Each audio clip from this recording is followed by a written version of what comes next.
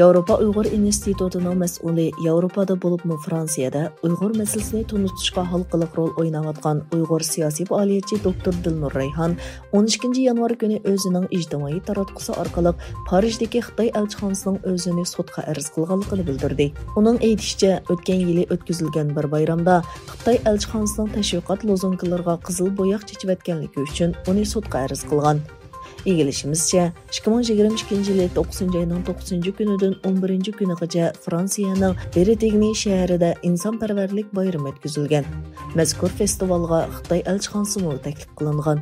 Fransiyadagi Xitoy elchixonasi Twitterda mazkur festivalda 3 kunlik ko'rgazma uyushtirganligini e'lon qilgandan keyin Fransiya Yeshillar partiyasi a'zolaridan tashkillangan bir guruh Xitoy elchixonasining chidiri oldiga kelib, Uyg'urlarni qo'llab namoyish qilgan. Amerika Avam Palatasi Xitoyning xirisiga taqobil turish uchun Amerika bilan Xitoy Kompartiyasi o'rtasidagi strategik raqobat vaqtliq komiteti qurish qonun loyihasini birdek ma'qulladi.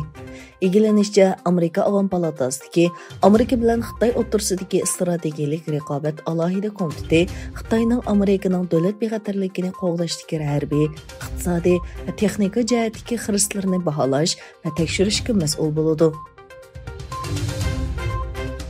Xitoyda o'tgan oydan boshlab virusga qarshi qattiq kontrol qilish tadbirlari boshlatilgandan buyon 60 mingga yaqin kishining virus yoki munosabatlik ergashma kasalliklar sababidan qazo qilganligi e'lon qilindi. Xitoy davlatlik sahiya komitetining bildirishicha, Xitoyda tadbirlarning amaldan qoldirilganligi e'lon qilingandan keyin 2022 yil 12 oyning 8 kunidan 2023 yil 12 yanvargacha bo'lgan oralikda 59938 odam qazo qilgan.